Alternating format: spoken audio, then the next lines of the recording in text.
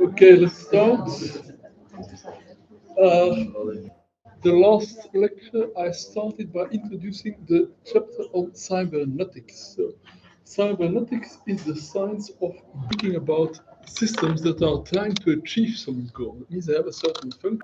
Given that, according to the Newtonian worldview, everything is already determined by something in the past, while a goal is something that's actually in the future. So what cybernetics did is it solved that paradox by introducing circular causality, which means that the output of the system is sent back to become the input of the same system. And we saw the very simple example. You point the camera at the screen shows what the camera is seeing, but the camera is recording the screen. So it's kind of a self-reinforcing, self-referring system. That's what cybernetics has been focusing on. And some of these things may look paradoxical, but some of these things actually are very simple to understand. So now we will explain in particular the concept of feedback, the way it's understood in cybernetics and more generally. Feedback means you put back the output of the system somehow in the system itself. And there are two simple cases of feedback: positive feedback and negative feedback. So this is one of the most important concepts in this whole course. If there's one thing I want you to have understood is what is positive feedback, what is negative feedback, what is the difference? Because this is a very simple concept which has enormous number of applications in all domains of life. So let's start with positive feedback, and let's use the example of the number of people that are infected with some virus like COVID or the cold or the flu, and the number of viruses. So there is an effect. The more people are infected, the more these people will be sneezing or coughing or breathing out viruses. That means the more viruses there will be. So there's a positive effect from the number of infected people to the number of viruses in the air, in the environment. Positive influence means plus. More infections means more viruses. But now we see that there is a feedback.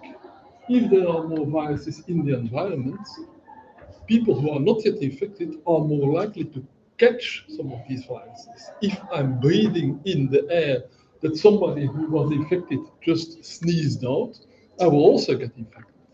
So more viruses has a positive effect on the number of infected people. More viruses mean more people infected. So what do you see? More infected people produce more viruses produce more infected people. So the number of infections grows. That is the essence of a positive feedback. Whatever make the situation deviate in some sense, the deviation will grow, become bigger and bigger. So what you typically see with an infection like COVID, it starts somewhere in a city like Wuhan in China. A few people get infected, they infect more people, who in turn infect more people, who infect more people, who infect more people, until the whole world is covered. The infection has spread everywhere. So that is typically of a positive feedback. So there are lots of examples of that. Sometimes snowball effect.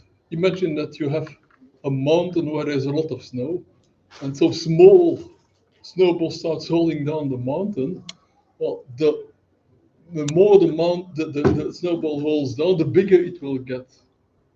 Because the bigger the snowball is, the more additional snow it will take up, the bigger the snowball will grow. Another effect, another example is interest.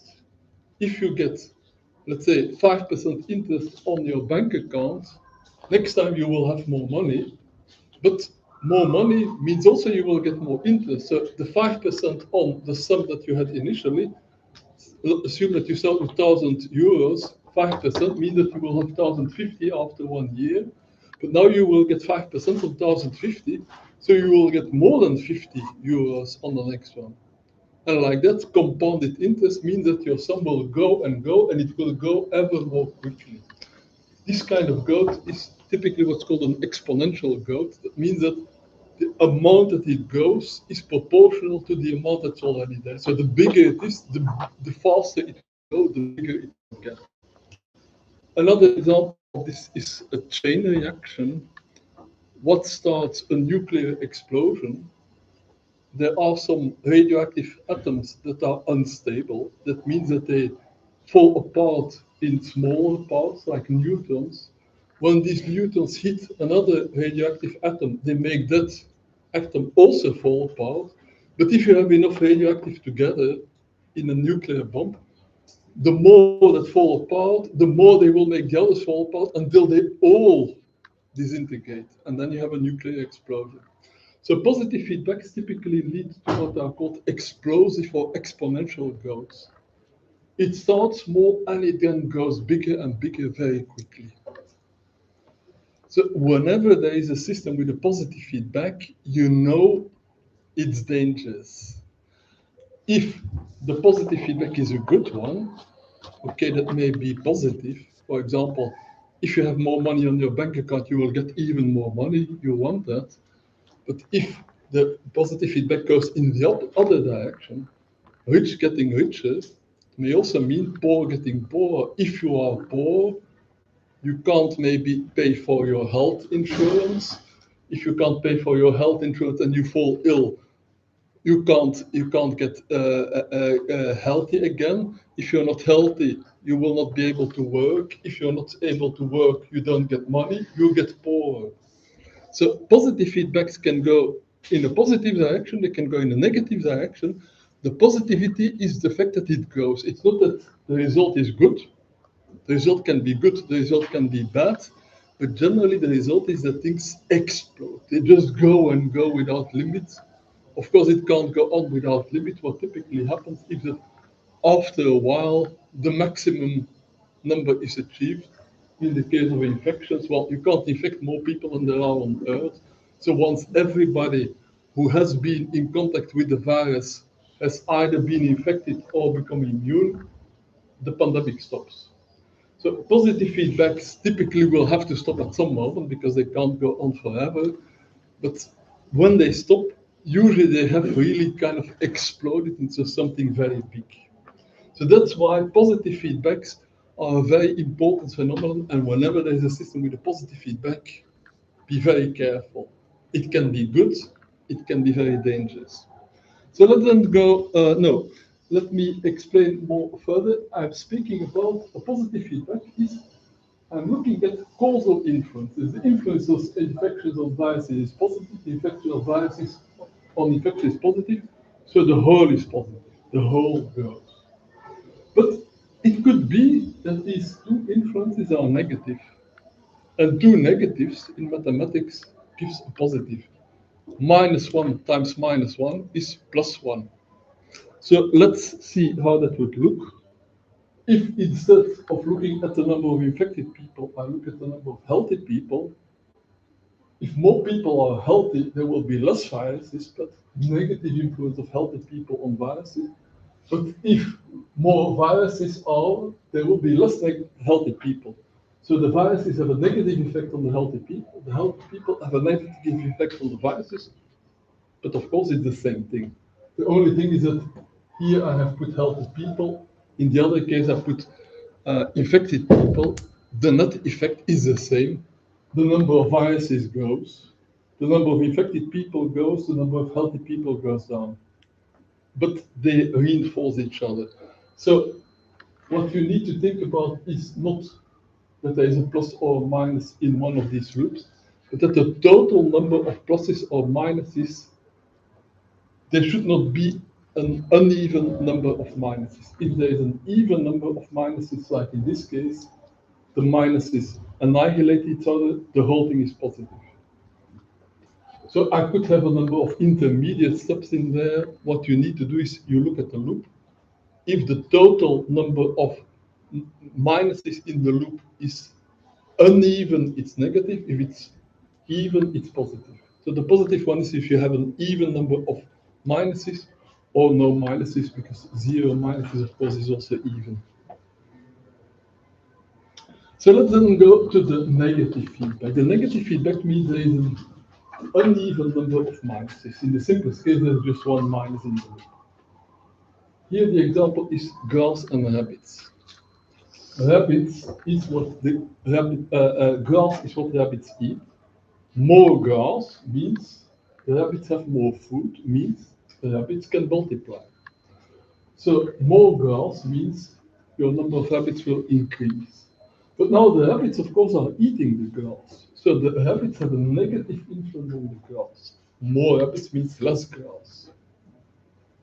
But if there is less grass, then if you go to the next generation of rabbits, there will also be less rabbits because they have less food to eat.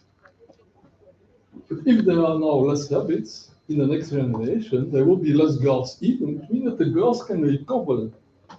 So what you see is that those two influences kind of neutralize each other. The positive influence makes the number of rabbits grow. The negative influence makes it diminish again, which means that basically the rabbits and the grass will keep each other in balance. So what the negative feedback will lead to is rather the opposite of a positive feedback. The positive feedback means you grow, you explode. The negative feedback means you come down to an equilibrium. So if you would draw it, you would get something like this.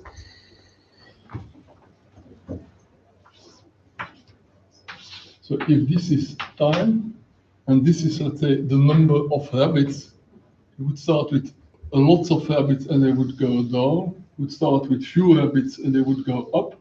So the two things would come together. Or if you would do the same with the positive feedback, let's say the number of people infected or the number of healthy people, you would see that the number of people infected grows, or the number of healthy people goes down. They go apart. A positive feedback will make any deviation grow. It pulls things apart. A negative feedback will make things come together, go to an equilibrium. Now, one small remark, it's in the course with an asterisk, which means it's kind of a more technical remark. It's a little bit more complicated. Here I kind of assume that the effect is more or less immediate. That when the grass diminishes, the rabbits immediately diminish. When the rabbits diminish, then the grass immediately increases. Of course, there is a delay. When there are lots of rabbits, the grass will be eaten. It will take a while before that has an effect on the rabbits. The rabbits start dying because there's not enough grass, which will again need some time before the grass starts growing again. So in practice, if there is a delay, instead of these things nicely coming together, we'll see that they more kind of tend to go up and down. So negative feedback can lead to what's called a limit cycle. We will see that later in the course. At this moment, I just mentioned it, but it's not something I expect you to remember. Now, the important thing is the negative feedback means that things come together. The thing goes to a kind of an equilibrium. So we assume that there is kind of an equilibrium population of rabbits in a particular place.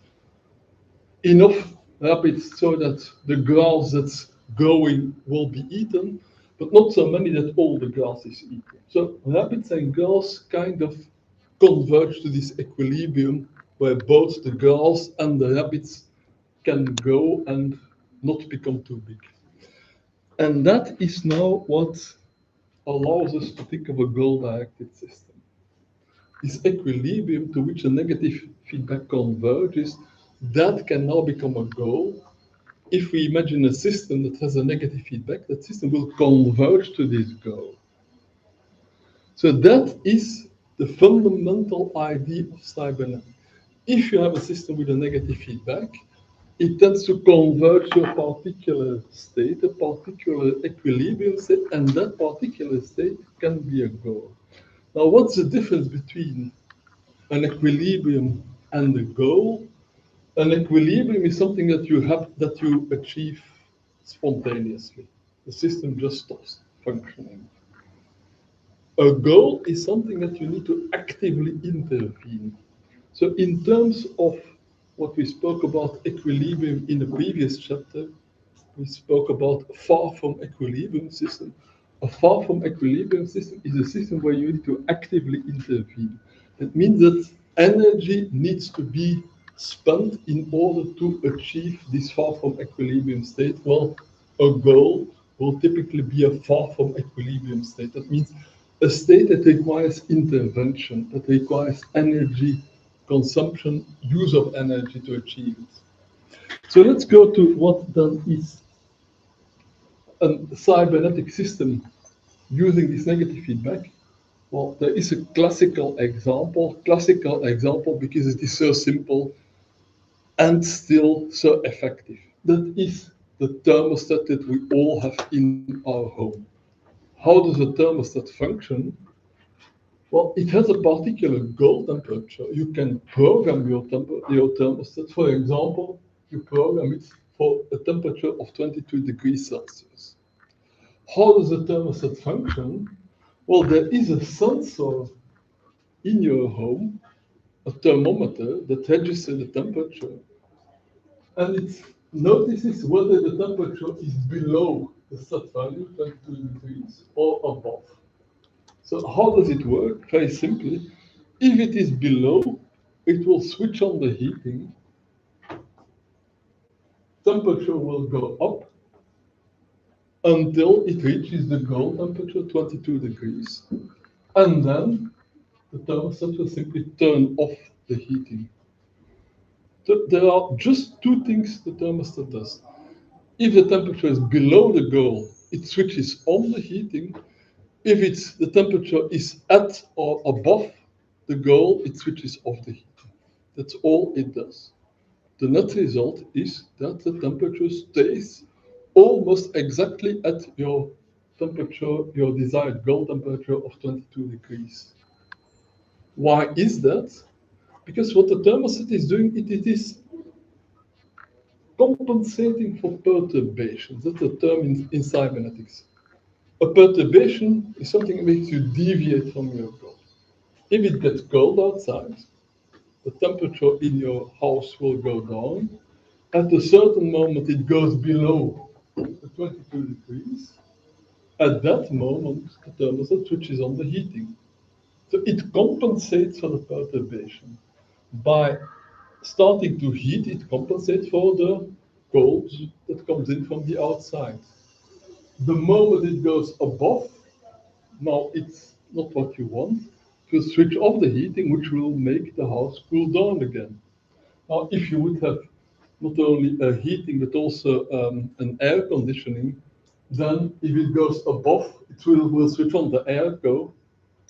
It's a slightly more sophisticated installation you need, but the net result is the same. If you're below, you go up. If you're above, you go down, with the result that you always return to your goal temperature. So it's about the simplest system you can imagine, but it's very effective because it gets you to your goal temperature no matter what. But let's go into a little bit more detail about what is such a goal-directed system. So let's take a little bit a more sophisticated example. Suppose that I'm in a little boat, a motorboat, and I want to cross the river.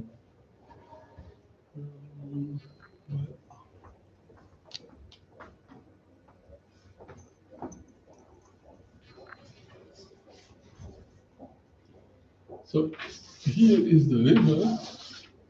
Here there is a pier. Here I am in my little boat. That's my goal. That's where I am.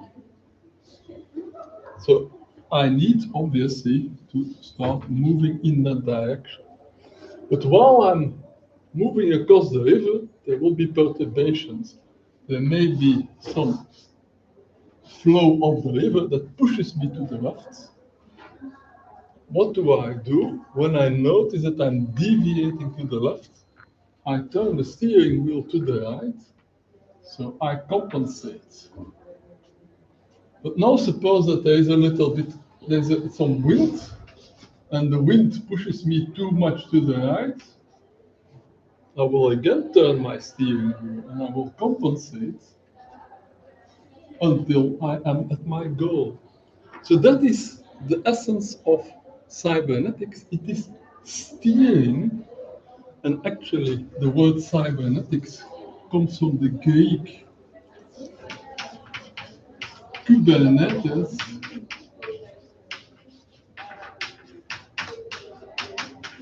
which means steersman or helmsman, the person on a ship that steers the ship. That's where the name cybernetics comes from.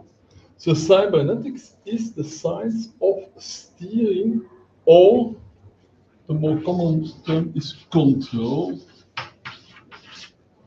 What the person steering the boat is doing is controlling, regulating, governing. There are different terms that more or less are equivalent. That means that you are making the boat go to your goal.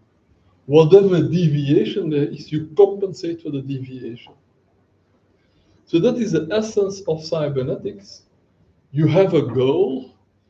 Anything that makes you deviate from that goal, it's called a perturbation. The deviation makes the controller perform a counter action. The counter action compensates for the deviation, which means it's a negative feedback. The deviation makes you move in one direction. The counter action goes in the opposite direction. It's a negative feedback. Because of the negativity, the deviations are constantly neutralized and the system gets to its goal.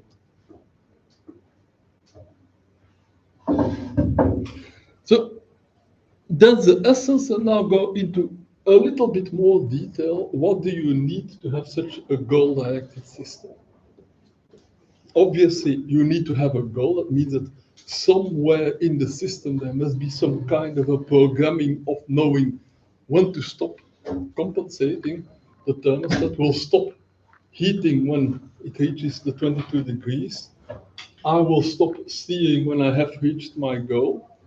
There must be a goal, first thing. Second, there must be a sensor.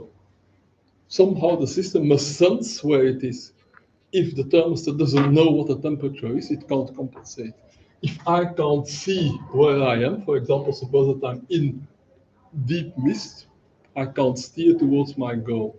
So you need perception. You need a system that perceives what the situation is, interpret that perception. That means notice to what degree you're deviating from the goal.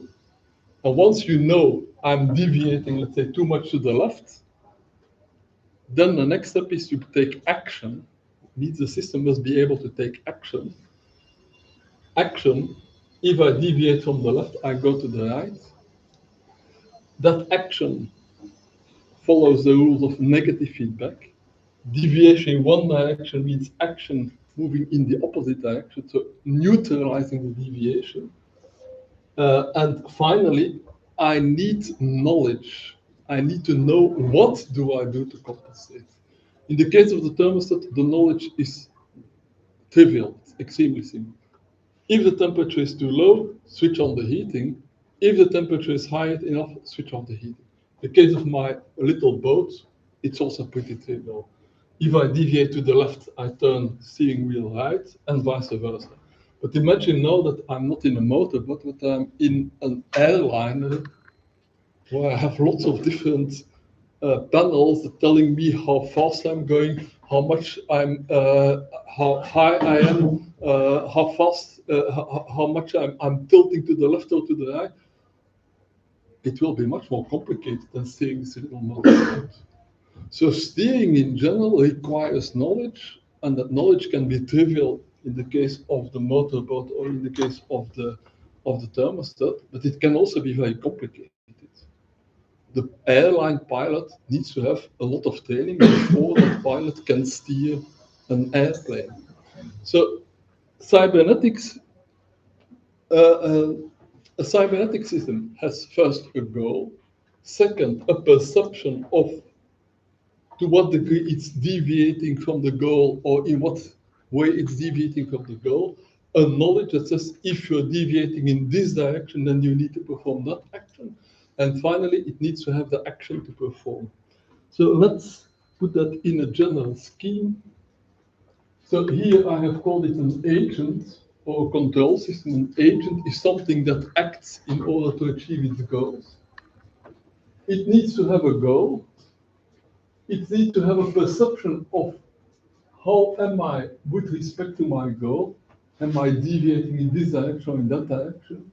It needs an action to compensate for the deviation, and that action affects the situation in the real world, in the environment, and then the environment will bring up perturbations. If the environment is perfectly predictable, I do not need to have all this complicated machinery. But of course, the environment does not do exactly what I want.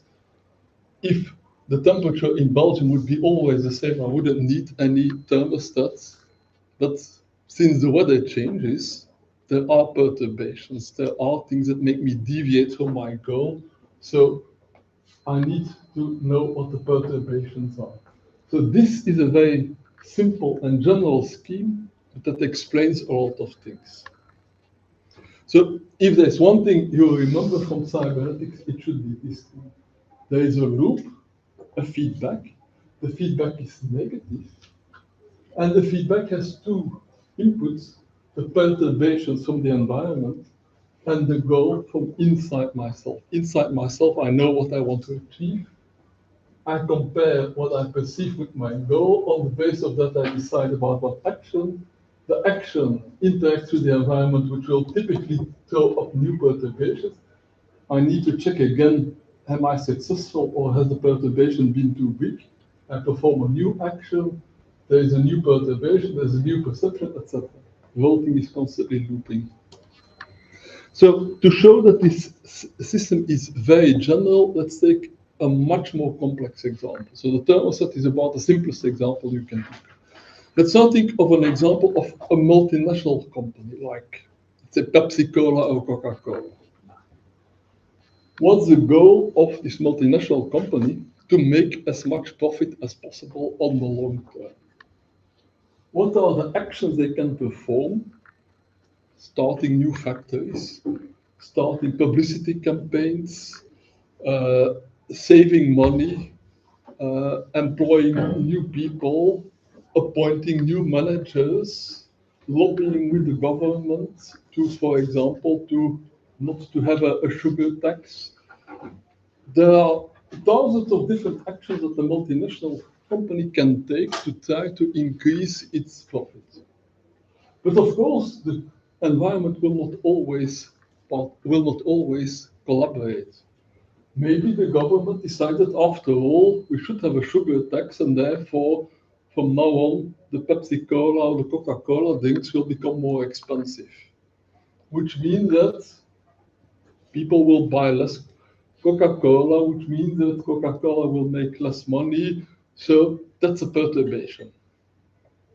So what do they do as an action? They can try to lobby the government not to have the tax, or they can do some publicity campaign, or they can decide that maybe they should save money and they will try to rationalize their factories so that they can produce the same amount of Coca-Cola with less personnel, so that they can sell it more cheaply, so that they can compensate for the tax of the government. There are lots of different actions they can do. There are lots of different possible perturbations. Another perturbation may be that their competitors, if you're Coca-Cola and Pepsi-Cola starts a big publicity campaign, well, you may lose customers from Coca-Cola to Pepsi-Cola. Perception means you need to be very much aware of what's going on. So if you're Coca-Cola, you want to know what Pepsi-Cola is planning to do. You want to know what the government is planning to do. You want to know what the prices are of your ingredients. You want to know what, let's say, the price of sugar cane is in the countries where the sugar is produced. You want to know the supply lines. You want to know whether your materials will arrive in time, whether there wouldn't be any obstructions if, for example, the Suez Canal is blocked because a ship stranded in the Suez Canal and part of your input needs to go via the Suez Canal. You want to know that. So perception means gathering all this information about all the possible factors that could make you deviate from your goal. Yes? Is it also not very known that the perception can have lots of input because of the noise? There will be noise in the sense that your perception is never perfect. There will be certain things that maybe you hear a false rumor that Pepsi Cola is starting a big campaign that turns out to be wrong. So you put a lot of money into starting a campaign to compensate for Pepsi Cola's campaign, and then it turns out it's not necessary. Yes, that happens. Yeah. So does the control system require consciousness? No. The thermostat doesn't have any consciousness. It requires what I would call sensitivity. So sensitivity, you might say, is a kind of a minimal form of consciousness. The thermostat is sensitive to changes in temperature, but I wouldn't call that conscious. But of course, the more sophisticated the control system is, like Pepsi Cola, the more complex all the reasoning inside is going to be. So you might say the more conscious it needs to become. But couldn't the noise just be classified, like the example from Pepsi Cola, as just a perturbation? Because what's the difference? That's a very good remark. At this level, the system doesn't know what is noise and what's a perturbation. So that is why you need feedback. Anything that makes you deviate means you need some new counteraction. You can deviate because there's a perturbation, but you can also deviate because your perception was wrong. You thought, for example, that the temperature was going down while actually it wasn't going down. Let's take an example of noise. Suppose that children are playing with a thermostat and they are keeping an ice cube next to the thermostat. The thermostat will feel that the temperature is going down. It will switch on the heating. That's a mistake. That's noise. The ice cube next to the thermostat makes the system think that there is a perturbation, but no, there is no perturbation. Temperature has not really going down. It's just that the thermostat wrongly perceived that the temperature was going down. So the system will compensate. That means the thermostat will switch on. But then when the children go away, the heating will make the temperature go up too much, and then the thermostat will notice, okay, I no longer need to heat. I have heated too much, I should stop heating. So at the level of the system doesn't know what's noise and what's perturbation. It just knows that whenever there is a mistake, that means whenever you deviate from your goal, you need some further correction. And if you correct enough, sooner or later, you will get where you are if the system is well built.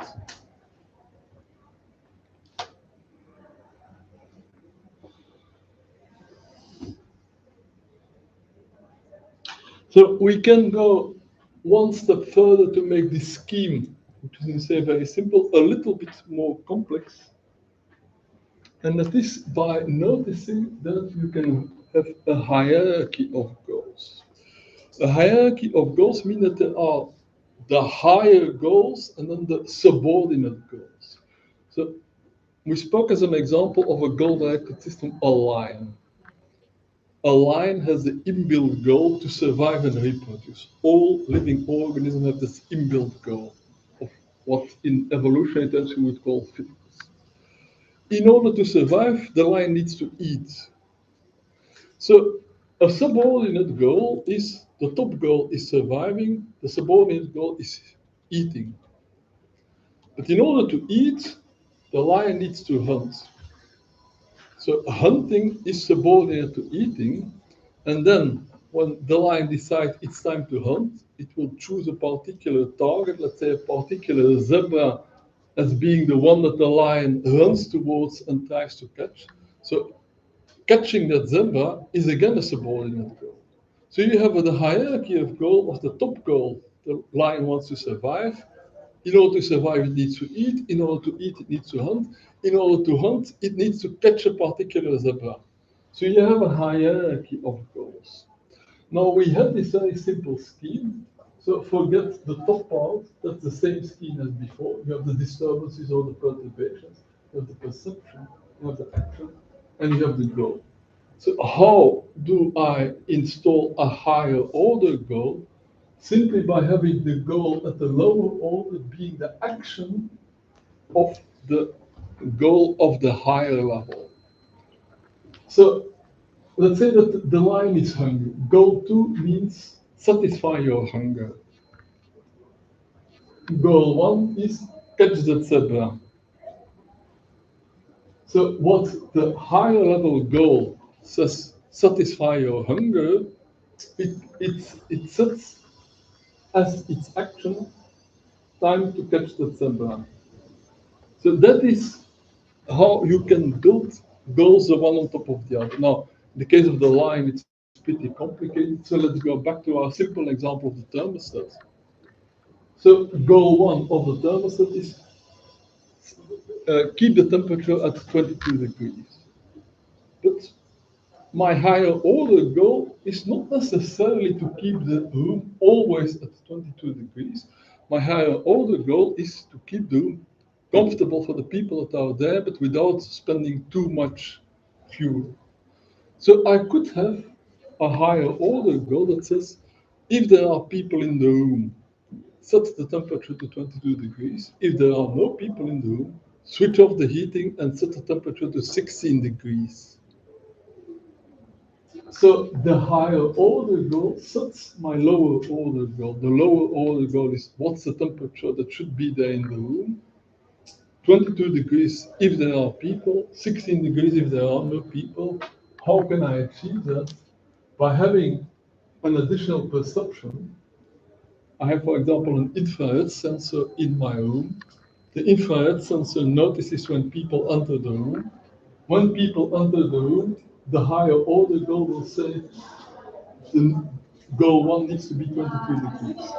If there are no people in the room, the higher order goal says change the temperature to 16 degrees. This is second order cybernetics? No, that's not yet second order cybernetics. That's classical cybernetics.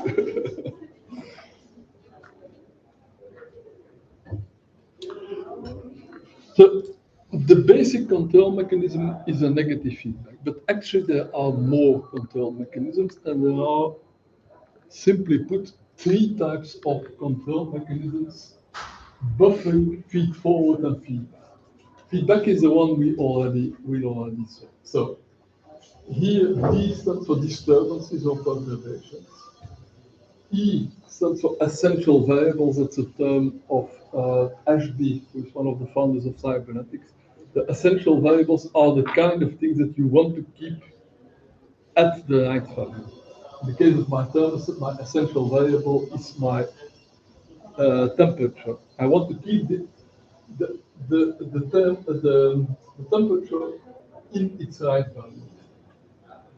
Disturbances with changes in temperature may affect my essential variables. What I want to achieve is that the essential variables are as little as possible affected by the disturbances. So I need somehow to block the disturbances from reaching my essential variables. I want to stop the influence of the weather on the temperature in my room. I want my room to be always the same temperature no matter what the weather. So what I'm doing is I want to block the effect of the disturbances.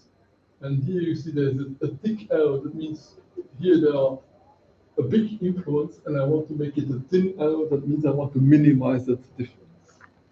So in the case of the thermostat, the essential variables, the temperature, I measure what the temperature is. I notice that it's too low. I perform a reaction, which means switching on the heating, compensating for the perturbation, with the result that the effect of the perturbation on my temperature is very little. That's the feedback scheme. But there are other ways I could achieve that.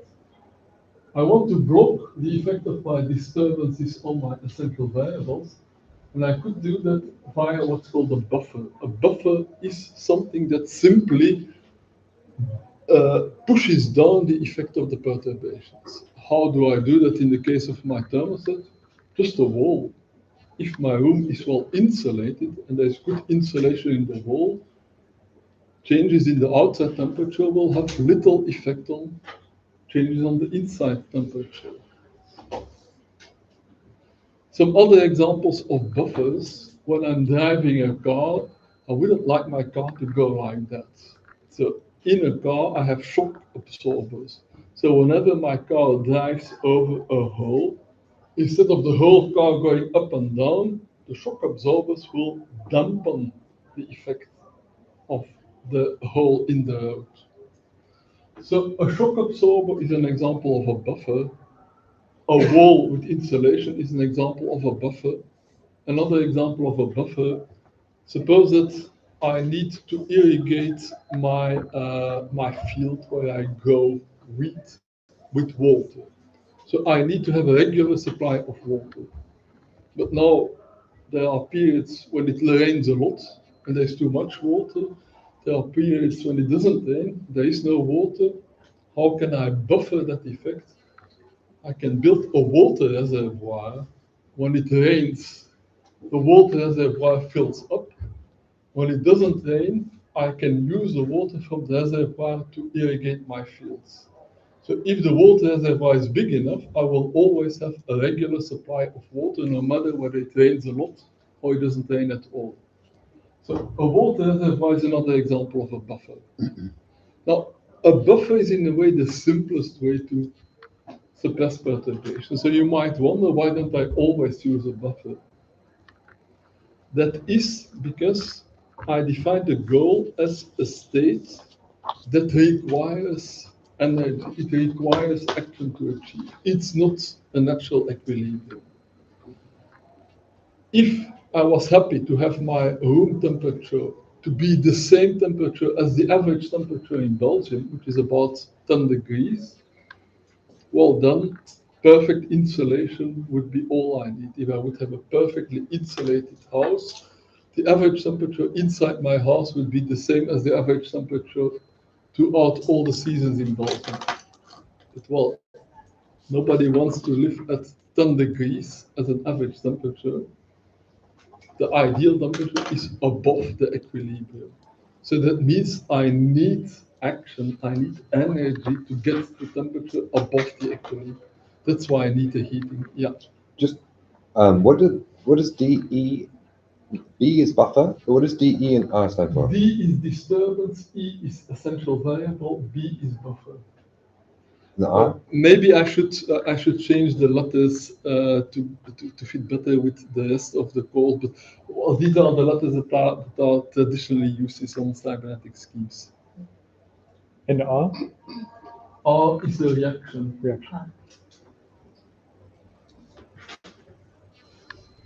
So I should probably better call this G girl and this action and this P perturbation. Yeah. Question of terminology. Different cyberneticians use different terminologies. So buffering will make the life of my control system easier because it will dampen perturbation. But dampening means not eliminating it, it means reducing the size of the perturbations, but I still need to act.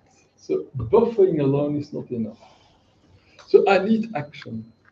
So we already know that one way to act is you wait until the disturbance has affected your essential variables. the cold weather has started to make the temperature inside your room go down. You notice that the temperature is going down, and then you act. Reaction, feedback. Now you might say, maybe it would be better if I act before the temperature starts going down. That's what's called feed forward. You register the disturbance. For example, you have an external sensor on the outside. The sensor on the outside notices that the temperature is going down, and it tells the heating to already start working. It's anticipating that the temperature will go down. That's called feed forward. Feed forward means instead of waiting until the temperature has gone down, after the fact you react, you start acting before it has gone down. So why would you want to have feed forward? Well, imagine that you are the zebra that's being hunted by the lion. The zebra's goal, of course, is also to survive. So the zebra doesn't want to be killed by the lion. When do you start acting? Not when the lion has jumped on your back, then it's probably already too late.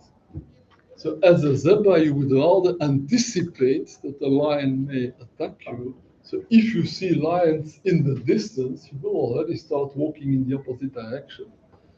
So anticipation is necessary if the perturbation is so strong that it may kill you before you have the time to react to it. In the case of the thermostat, it's not so grave. If the temperature would go down a little bit, there's no big need to react immediately.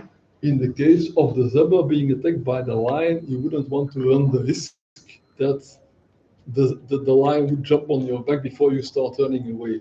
You will start going away as soon as possible. So feed forward has an advantage over feedback. It anticipates.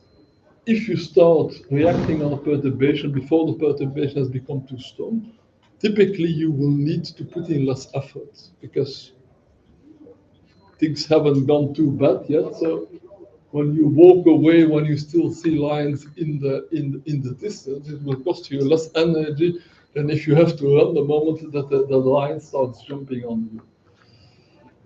But then that also has disadvantages. Anticipation means that you can predict what will be the outcome, but often you can't predict. I gave the example of Pepsi Cola and Coca-Cola. So suppose that there is a rumor that Pepsi Cola is planning a publicity campaign. Coca-Cola finds that out. Coca-Cola will not wait until Pepsi Cola has started their campaign. They start a campaign of their own. So they're using feed forward. They're reacting before the disturbance, before their market share has gone down. But maybe Pepsi Cola wasn't really going to do a publicity campaign. So maybe Coca-Cola is putting a lot of money into a publicity campaign that actually was not necessary. Maybe the zebra is running away from a lion that was not hungry. Maybe the lion had just eaten and the lion was not at all interested in zebra. So the disadvantage of feed forward is that you're predicting something that may not be the case. That is why feedback is, in the end, the most reliable method. With feedback, you wait until there is some inclination that things are going the wrong direction, and then you intervene. So it's like proactive and reactive tactics. Yeah. So proactive can be good if you are acting for something that can be too big to react. But if it's not that big, then you're better to wait until it actually starts, because otherwise you may spend in a lot of energy achieving something that you didn't need to do. When you say so, feedback, is that in this case you're talking about negative feedback? Yeah. Yeah, not just negative feedback. Yeah. Goal action is always assume negative feedback because you want to compensate a deviation. Whenever it goes away, you want to make smaller. Positive feedback would mean that you make the deviation bigger. In some cases, when the deviation is going in the direction of your goal, it can be useful, but generally speaking, your goal is something well defined, and anything that deviates you want to neutralize. You need a very different sensing for feed forward than the other two, right? You need what? A different sensing. A different something, yes, exactly. And you need typically more, you might say, intelligence in order to interpret and to predict. So I'll just end with the last section in the cybernetics chapter. These mechanisms, apart from buffering, they require knowledge. They require that if a disturbance reaches either here or there, it needs to be interpreted. You need to sense and you need to interpret. And if you make the wrong interpretation, well, if you will perform the wrong action, you will make the deviation bigger rather than smaller. So how does that knowledge function? Well, at the simplest level, the knowledge is what I call a condition action rule.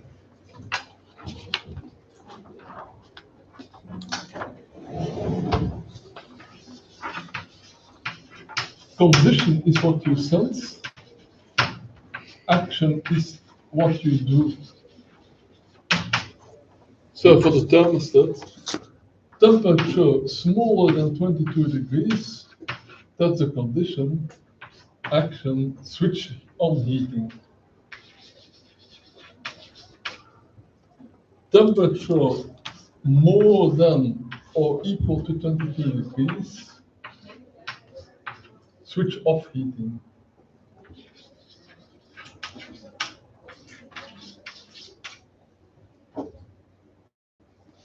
That is the simplest way to represent knowledge. If, then. If temperature too low, heat. If temperature high enough, switch off. These are the immediate feedback reactions. In the case of feed forward, you need an intermediate step. You need to say temperature outside goes down, then you predict that the temperature inside will go down, then you heat. So the feed forward is there are one or more intermediate steps. You sense conditions, out of these conditions, you deduce following conditions, and eventually there's a condition that tells you you should act in this way. So the feedback goes straight from the condition to the action. The feed forward goes from condition 1 to condition 2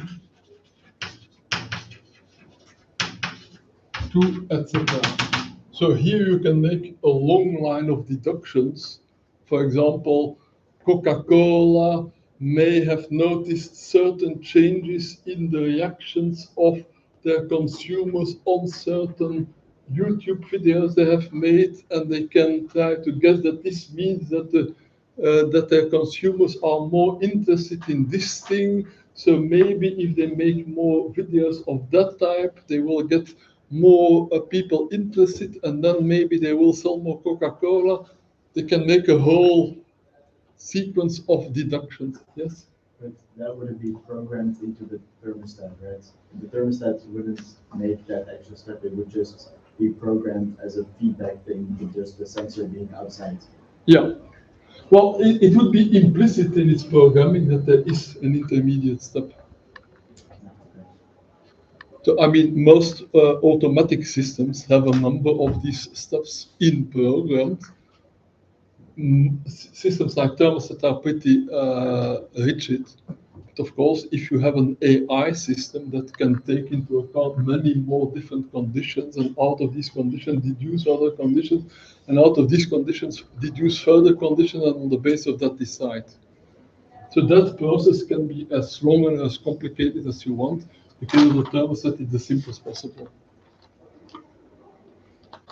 So what a cybernetic system needs, apart from a goal, action, and perception, is knowledge. That means it needs to have some inbuilt role that says, if, then, in that situation, that will happen, then you should do that. Okay, that's the time for a break, a 10-minute break.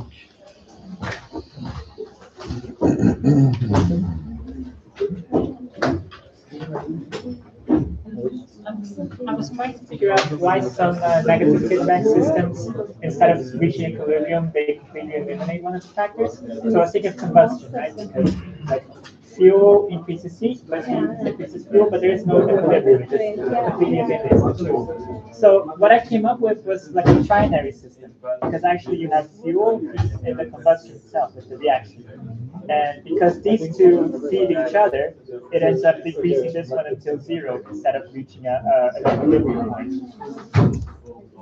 Wait, but here you have a positive feedback, Yeah. here you have a negative feedback, here you have a negative feedback. The problem is when you have positive feedback, you combine with negative feedbacks, you That's will what get to creates an this, equilibrium. yeah, that's what creates this random equilibrium. Is that a logical issue to model this? There's a whole process called system design which looks at that complicated networks of all this kind of thing that it can tell you which of the loops will stabilize the loop, which will be run away. It's relatively simple. Just search for system dynamics. Could still be more interesting to talk about thermostats, but more about cognitive systems which we can relate to without being. I think a thermostat is very useful. It is very related to No, but it's simple. But I mean, I use body temperature.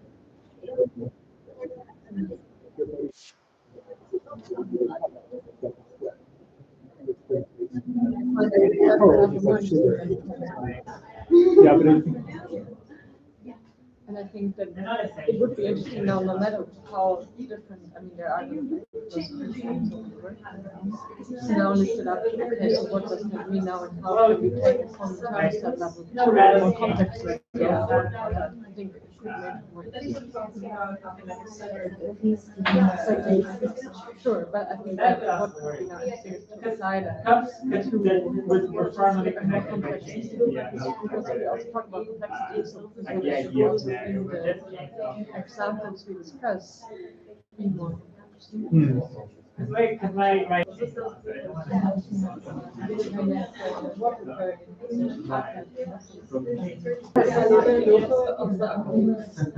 tired.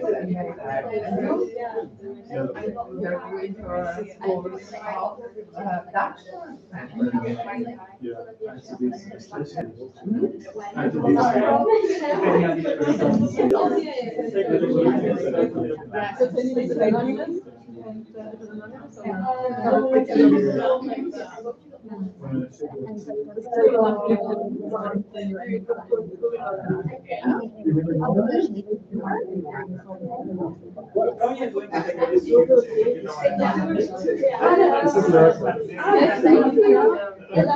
Ja, Ella is Ella.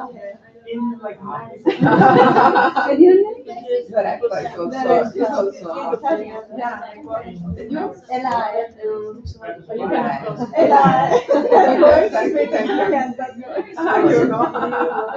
I'm also okay. But it's also going to come to the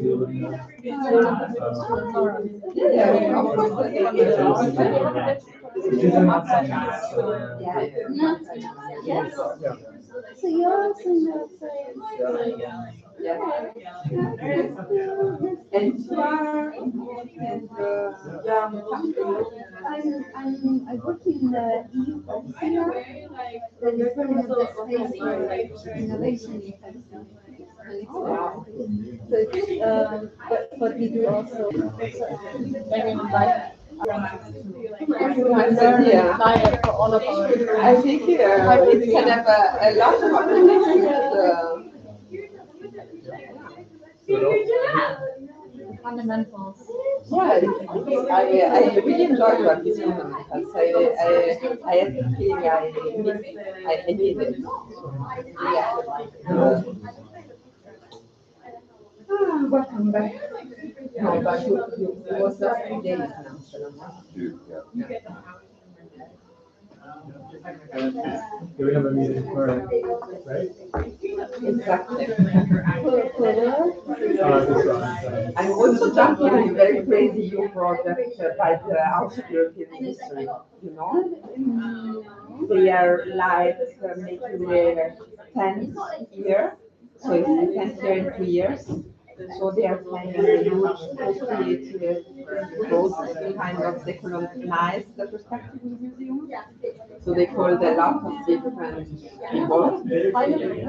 Yeah, it's interesting. We're very amazed because with my other, let's say,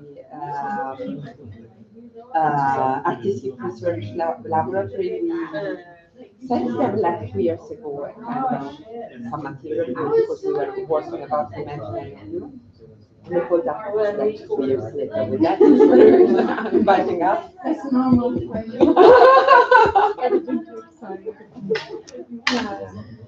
But you don't have Is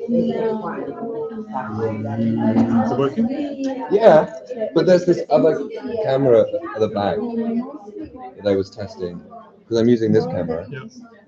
But I'm using this Oh, yeah. camera at the back is also quite nice. Yeah. It seems to have less lag than the other one. The other one's really laggy Super for some laggy. reason. Okay, but how many people working? No, for the, yeah. Wow. And it's really focused on this design, or you are, it has,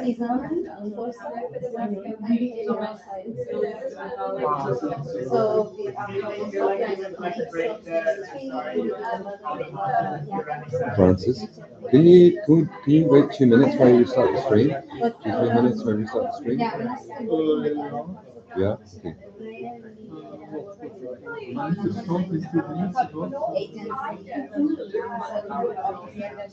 the way they